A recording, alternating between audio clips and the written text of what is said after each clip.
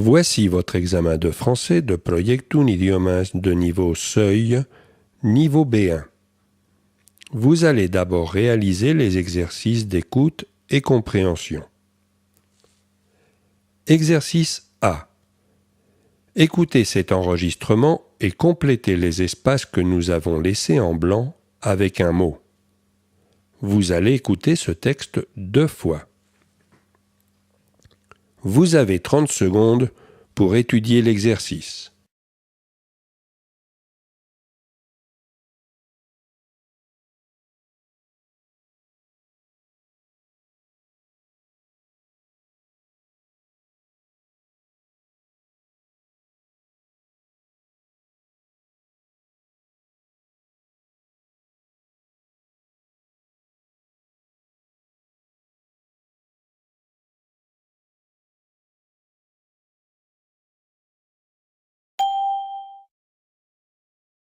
Lorsque j'avais 6 ans, j'ai vu, une fois, une magnifique image dans un livre sur la forêt vierge qui s'appelait Histoire vécue. Ça représentait un serpent boa qui avalait un fauve. On disait dans le livre « Les serpents boa avalent leur proie tout entière, sans la mâcher. Ensuite, ils ne peuvent plus bouger et dorment pendant les 6 mois de leur digestion. » J'ai alors beaucoup réfléchi sur les aventures de la jungle et à mon tour, j'ai réussi, avec un crayon de couleur, à tracer mon premier dessin. Mon dessin numéro 1. Il était comme ça. J'ai montré mon chef-d'œuvre aux grandes personnes et je leur ai demandé si mon dessin leur faisait peur. Elles m'ont répondu « Pourquoi un chapeau ferait-il peur ?» Mon dessin ne représentait pas un chapeau. Il représentait un serpent boa qui digérait un éléphant. J'ai alors dessiné l'intérieur du serpent boa, afin que les grandes personnes puissent comprendre. Elles ont toujours besoin d'explications. Mon dessin numéro 2 était comme ça. Les grandes personnes m'ont conseillé de laisser de côté les dessins de serpents boa ouverts ou fermés et de m'intéresser plutôt à la géographie, à l'histoire, au calcul et à la grammaire. C'est ainsi que j'ai abandonné, à l'âge de 6 ans, une magnifique carrière de peintre. J'avais été découragé par l'insuccès de mon dessin numéro 1 et de mon dessin numéro 2. Les grandes personnes ne comprennent jamais rien toutes seules, et c'est fatigant, pour les enfants, de toujours leur donner des explications. J'ai donc dû choisir un autre métier et j'ai appris à piloter des avions. J'ai volé un peu partout dans le monde. Et la géographie, c'est exact, m'a beaucoup servi. Je savais reconnaître du premier coup d'œil la Chine de l'Arizona. C'est très utile si l'on est égaré pendant la nuit. J'ai ainsi eu, au cours de ma vie, des tas de contacts avec des tas de gens sérieux. J'ai beaucoup vécu chez des grandes personnes. Je les ai vus de très près. Ça n'a pas trop amélioré mon opinion. Quand j'en rencontrais une qui me paraissait un peu lucide, je faisais l'expérience sur elle de mon dessin numéro 1 que j'avais toujours conservé. Je voulais savoir si elle était vraiment compréhensive. Mais toujours, elle me répondait « C'est un chapeau ».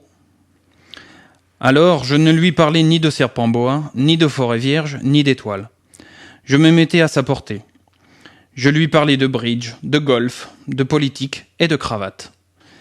Et la grande personne était bien contente de connaître un homme aussi raisonnable. Vous avez 30 secondes pour faire cet exercice.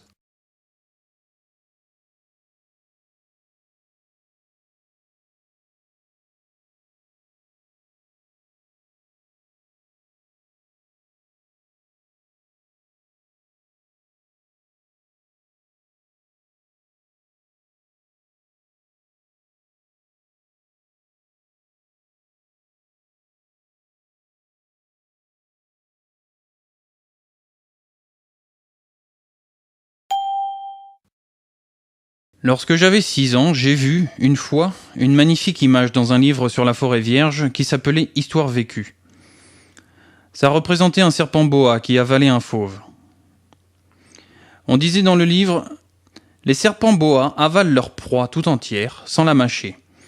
Ensuite, ils ne peuvent plus bouger et dorment pendant les 6 mois de leur digestion. » J'ai alors beaucoup réfléchi sur les aventures de la jungle et à mon tour, j'ai réussi, avec un crayon de couleur, à tracer mon premier dessin. Mon dessin numéro 1. Il était comme ça. J'ai montré mon chef-d'œuvre aux grandes personnes et je leur ai demandé si mon dessin leur faisait peur. Elles m'ont répondu « Pourquoi un chapeau ferait-il peur ?» Mon dessin ne représentait pas un chapeau, il représentait un serpent boa qui digérait un éléphant. J'ai alors dessiné l'intérieur du serpent boa, afin que les grandes personnes puissent comprendre. Elles ont toujours besoin d'explications. Mon dessin numéro 2 était comme ça. Les grandes personnes m'ont conseillé de laisser de côté les dessins de serpents boa ouverts ou fermés et de m'intéresser plutôt à la géographie, à l'histoire, au calcul et à la grammaire. C'est ainsi que j'ai abandonné, à l'âge de 6 ans, une magnifique carrière de peintre. J'avais été découragé par l'insuccès de mon dessin numéro 1 et de mon dessin numéro 2. Les grandes personnes ne comprennent jamais rien toutes seules, et c'est fatigant, pour les enfants, de toujours leur donner des explications.